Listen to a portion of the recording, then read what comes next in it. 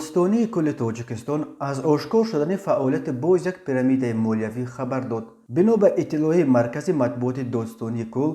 نمایندگان شرکت تازه‌کار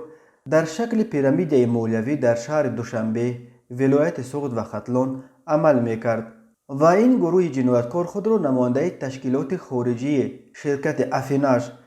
که گویا با تشکیلات‌های به استخراج، نگهداشت، کارکرد و فروش نفت، گاز، طلا و دیگر اشیاء خام مشغول بوده همکاری دارد معرفی نموده با وعده دادن فایده کلان برای مبلغ گذاری به شرکت افیناژ زیاده از 300 نفر شهروندان را جلب نموده از آنها در حجم از 100 تا 4000 دلار به صورت حساب بانک های بیرون از کشور خود به مبلغ عمومی زیاده از 150,000 دلار گذرانیدند. در حال حاضر 2 نفر از تشکیل کنندگان این پیرامید مالیوی دستگیر کرده شده